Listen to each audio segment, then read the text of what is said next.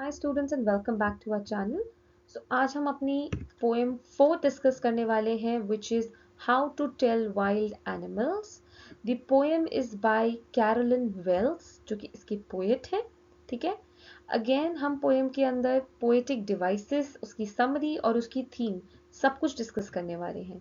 और जैसे मैंने आपको नेम ऑफ द पोएम और name of the poet her video में बताया है, सो प्लीज़ मेक श्योर आप इसको साथ साथ लर्न कर लो। ठीक है, तो उसके बाद अब हम बात करेंगे पोइटिक डिवाइसेस की। पोइटिक डिवाइसेस जैसे हमने सब में डिस्कस करे हैं।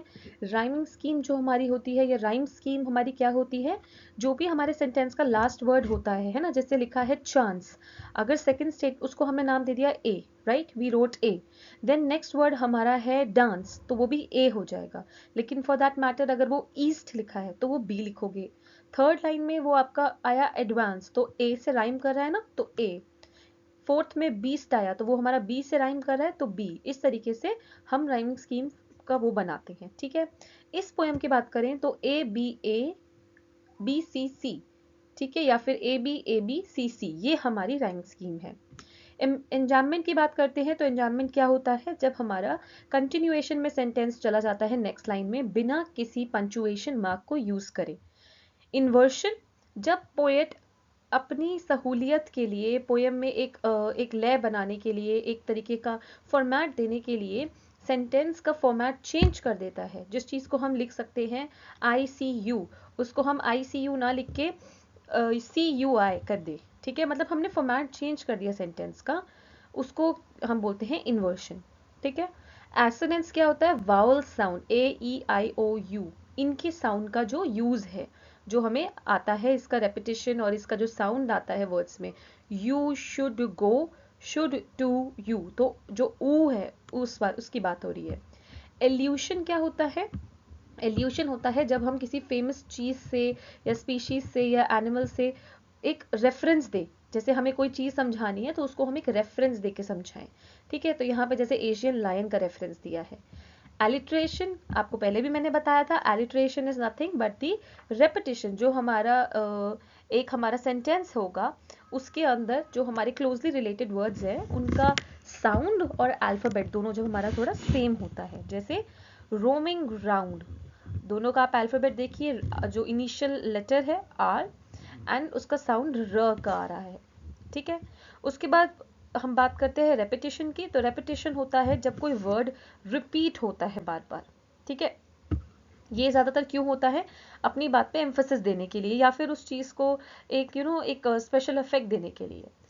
देन हम फाइनली बात करते हैं कॉन्सोनेंट्स की। तो कॉन्सोनेंट्स हमारा क्या होता है, जब एक कॉन्सोनेंट साउंड रिपीट होता है या यूज होता है, जैसे यहाँ पे एल हुआ है ल, हील ओनली लेफ्ट लेफ्ट, तो ल शब्द को रिपीट किया गया है। ठीक है, आई होप आपको समझ में आ गया होगा ये।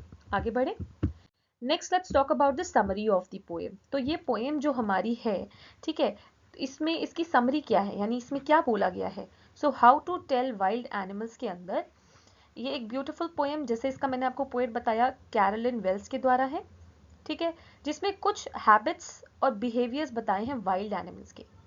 तो कैसे शुरू करते हैं पोएट, बहुत ही फनी और इंटरेस्टिंग वे में उन्होंने डेंजरस वाइल्ड एनिमल्स की बहुत सारी चीज़ों को पोर्ट्रे किया है। Right now, if you are visiting the jungle of east and there we see an animal that has tawny skin and may roar that we may die out of fear, it means we saw an Asian lion। यानी अगर हम कभी भी east के जंगलों में जा रहे हैं और हमको एक ऐसा एनिमल दिखे जिसकी स्किन येलोइश, टाउनी है ना, येलोइश ब्राउनिश सी शेड का स्किन हो, और वो ऐसे दहाड़े कि उसकी दहाड़ सुनकर ही इंसान मर जाए डर के मारे, तो आपने किसको देखा है, आप किससे एनकाउंटर हुआ है, आपका एशियन लायन से। ठीक है, now next, poet says in a humorous way that if beautiful black striped animals kill us and eats, then we surely met a Bengal tiger। यानी अगर हमें कोई बहुत ही सुंदर स्ट्राइप वाला एनिमल मिला जो हमें बहुत आराम से मार के खा जाए, तो हम एक बंगाल टाइगर को मिले हैं। बंगाल टाइगर को एक रॉयल एनिमल टर्म करते हैं जो कि एक इंसान को एक ही झटके में मार के खा सकता है। ठीक है, नेक्स्ट हमें एक ब्लैक स्पॉटेड स्किन एनिमल मिला जो बहुत ही लीप, बहुत जंप्स ले सकता है, तो वो कौन सा हुआ, लेपर्ड। राइट, और उनका पोएट का आगे क्या उन्होंने और बोला है कि If one will cry out in pain, then it may be of no use as leopard will not stop attacking them. यानी अगर आप रोगे भी ना तो भी कोई खास यूज नहीं है, क्योंकि इससे लेपर्ड आपको छोड़ने वाला नहीं है. ठीक है. Comes next is the bear that poet says will hug you tightly. ठीक है. तो एक बेयर की बात की गई है, भालू की बात की गई है, जो आपको बहुत ही हग करेगा टाइटली, लेकिन इतने टाइटली हग करेगा कि वो इंसान को वो आराम से मार सकता है अपने हग से. ठीक है. सो सी, सबसे डेंजरस जो एनिमल्स है हमारे वाइल्ड, उनकी बात हो रही है, लेकिन बहुत ही ह्यूमरस वे में और बहुत इंटरेस्टिंग वे में हो रही है. फर्दर वो बताती है हाइना के बारे में, जिसका एक बहुत स्माइलिंग फेस रहता है, और क्रोकोडाइल्स के बारे में, जिनके हमेशा आंखों में आंसू रहते हैं. मगरमच्छ के आंसू सुना होगा ना. ठीक है. और बहुत विजिबल है कि कब वो अपने प्रे को यानी अपने शिकार को मार रहे हैं. लास्टली पोएट ने कैमेलियन या चमेलियन, आप जैसे भी प्रोनाउंस करना चाहो, उसकी बात की है, जो छिपकली जैसा दिखता है, क्योंकि उसके भी कोई कान और विंग्स नहीं दिखते, बट इसकी एक क्वालिटी होती है कि ये हर सराउंडिंग के अनुसार अपने कलर को चेंज कर सकता है. ठीक है. और पोएट का कहना है, अगर हम एक पेड़ की तरफ देख रहे हैं और आपको सिर्फ पेड़ ही दिख रहा है, तो आप समझ जाओ उस पे एक ना एक कैमेलियन बैठी हुई है, जो वहां पे कैमोफ्लाज कर चुकी है और अपना कलर वो ब्राउन कर चुकी है, जैसे ट्री की ब्रांच हो. ठीक है. इस तरीके से इन्होंने हमें सारे एनिमल्स के बारे में बता दिया है, और बहुत ही जैसे मैंने कहा, बहुत ही इंटरेस्टिंग और ह्यूमरस वे में.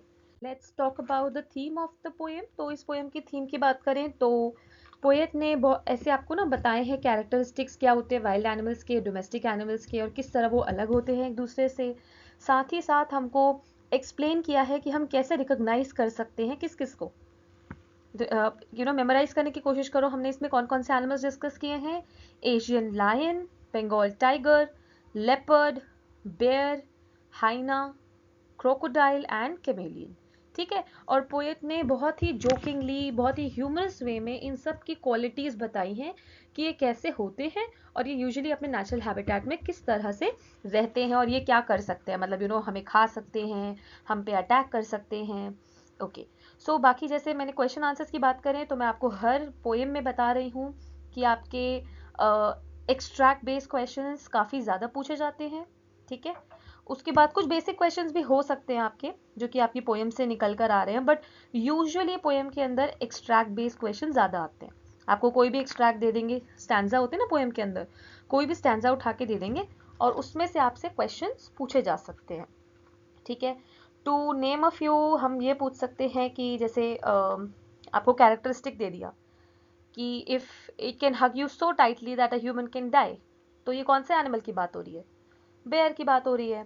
Then how can you identify leopard? Poet के हिसाब से आप एक लेपर्ड को कैसे पहचान सकते हो?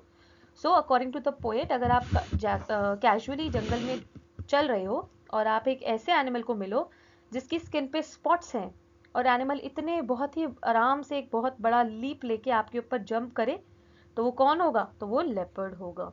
ठीक है. और जो रोर वाली बात थी वो आपकी टाइगर के लिए है, कि वो उसकी टॉनी स्किन होगी और वो इतना लाउडली रोर करेगा कि बहुत ही आराम से इंसान उसके रोर से ही मर सकता है. ठीक है. देन थीम क्या है इस पोएम की, मैंने अभी आपको बताया. ह्यूमर, एक ह्यूमरस वे में आपको एनिमल्स को आइडेंटिफाई करवाया गया है. ठीक है. We can identify them and you can identify most of them while they are attacking you, जब वो आपको अटैक कर रहे हैं. ठीक है. सो एंड उसके बाद आपसे पूछा जा सकता है हाइना और क्रोकोडाइल के बारे में क्या बोला गया है. तो हाइना और क्रोकोडाइल को भी बहुत ह्यूमरसली यानी बहुत मजाकिया तौर पे इन्होंने समझाया है कि हाइना जो है ऐसा लगता है हंस रही है, जबकि वो हंस नहीं रही है, उसका चेहरा ही ऐसा कुछ लगता है. जबकि जो क्रोकोडाइल है वो रो रहा है.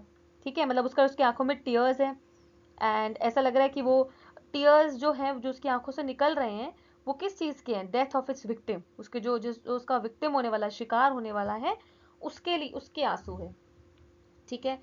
मतलब कुछ क्वेश्चंस के आइडिया मैंने आपको दिया है कि इस तरह के पूछे जा सकते हैं. लिटरेरी डिवाइसेस कौन से यूज हुए हैं, अगेन बहुत इंपॉर्टेंट क्वेश्चन है. ठीक है. देन आपसे कभी कभार कुछ कैरेक्टर्स पूछ लेते हैं, डायरी एंट्री टाइप पूछ लेते हैं, बट आजकल वो एग्जाम्स में थोड़ा कम ही पूछा जा रहा है. ठीक है. अगर कोई भी और क्वेश्चन है जो आपको डाउट हो या आपको पूछना हो, please put it in the comment section. And thank you for watching the lecture. Keep learning.